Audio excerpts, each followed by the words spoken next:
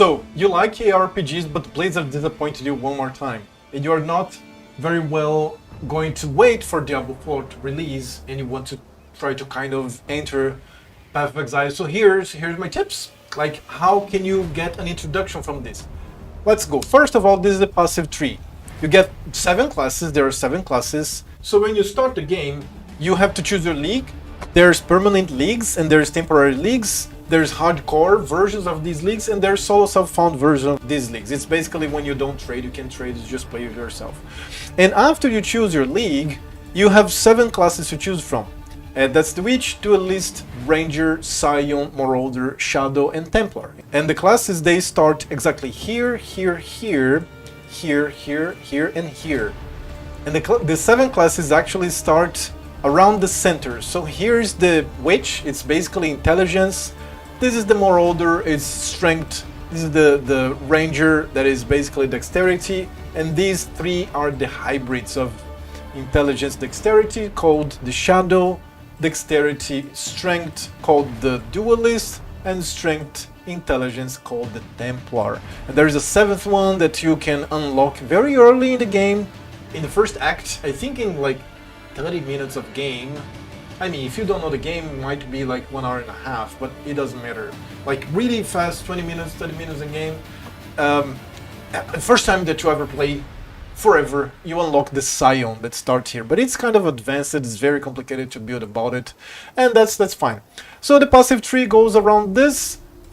You can start, for example, in the Marauder, and you can get this node here, and it doesn't matter. Like any class can get anything, and it all just depends on your equipment and your passive points. You have to just traverse yourself through the tree. There is this very cool program called Path of Building that you can actually program your build and see what it looks like. You can see your defenses, how are they like. You can get advanced in it. You can like put everything in here, like the equipment, everything, and you can see the calculations. And so you don't need to like actually play the game. You can theory craft it about it. I'm sure Diablo has its own way of doing it, but here's our way, and it's really good because the employee that did this, the person that did this program, this was actually hired by GGG some, I think 2 years ago, I'm not sure now. So it's great. They give him time to update the program from time to time. So that's another thing. Path of Exile is a free-to-play game, but there are cosmetics, right? There's MTX, and there's some useful things too. So you can see that I have my hideout here decorated with free things and cosmetic things as well. For example, this pyramid. Here I bought. What else did I buy? I bought this dome, and I bought this tree, and that's it. I bought some of my cosmetics that appear here, but not as much. I play since 2017, so I'm really glad that they focus on the game design and game mechanics. So you really want to give your damn money like in a way that is healthy. Apart from that, they have a little bit of quality of life put in some monetized form. So I guarantee you that maybe if you spend like $10, you can get the free-to-play experience. So this is kind of contradictory. So what I'm saying, you start the game with some tabs that are blank, like this one here, like bland. You cannot do anything with them, just put your thing there. And I converted most of my tabs to premium. Premium is just when you can announce in the trade, basically. And you can put names on them, color them, and etc. They are more organizational and to trade. But there are some, I think, in my experience, 2 tabs that are kind of necessary. The currency tab and the map tab. They really make your life much easier when you are playing the game. Of course, you can organize your life better with further tabs, but most people don't even bother with those. Like if you're looking for like a good tab, go for quad tabs. These are the greatest tabs. But yeah, you don't need to spend that much. And as far as I know, I have a friend that tracks this, but as far as I know, they keep making sales on stash tabs.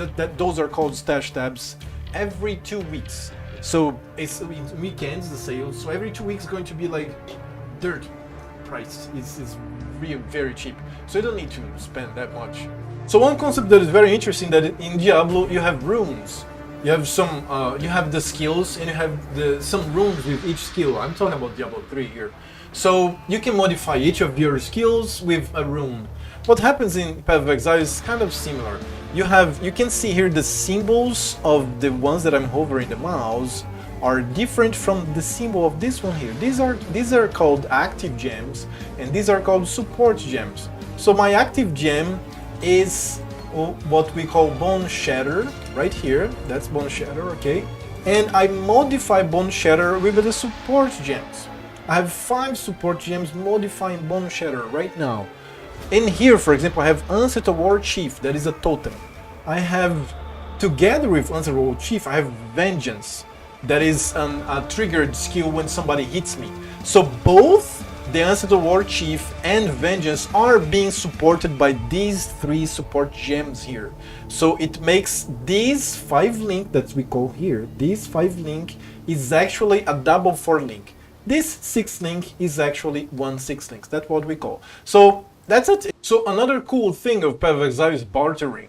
Diablo, you have just gold, and I think this comes from even Diablo 1, just gold. And here, all your currencies, all of them do things. And all of these things are useful for you, in a way or another. One of the most useful ones is the Chaos Orb. So that's why people used Chaos Orb the most for trading, in the trade leagues. But it's not the currency, it's not like the gold. Just people just made it to be the kind of standard way of pricing things. But you can get value from different things. Many occasions people said to me, I don't have chaos, what can I do? And I said, oh, give me some fusings, give me some jewelers and I'm fine. And they just give me, they're happy. And I really like the trade like this. And that is very useful when you have all your currencies being value, and you don't have just gold. Every single one of them, all of them do things. In your items, in your maps, all of them do. This is very cool. This is so cool. I love this. So the leagues. Every 3 months they release a league. And this is so cool because they keep the game very refreshed and they have patches. And also they really listen to the community very much. Talking about many forums, YouTubers, Reddit, all just people in their own forums. It's really cool. And so I'm going to try to explain some of the leagues here. So every time that they finish a league, they either incorporate in the core game or do it partially or remove it. It's very rare occasion they remove it, and some occasions they remove it until it's better implemented to put it in the core game later. So I'm going to try to go here. We have Bestiary, that is like Pokemon League. We have Delve, that is an infinite mine. We have here Metamorph, that are like mini bosses that you create. We have Delirium, that is like a dream that you enter, that is harder. We have Blight, that is like a tower defense in-game, in Path of Exile. We have Essences that are monster trapped in like a frozen prison. You release them and they drop some useful items for crafting. You get Breach League, to which there is like a beacon. You touch the beacon and then a circle just grows larger, and monsters from other world come to invade you, and etc. You have Legion League that gives you scarabs, but the Legion League also, they give you these fragments here. It's like ancient fighters, like armies facing each other. All of them are frozen in time. You have to touch an obelisk and you unfreeze all of them. You have to fight all of them. It's crazy.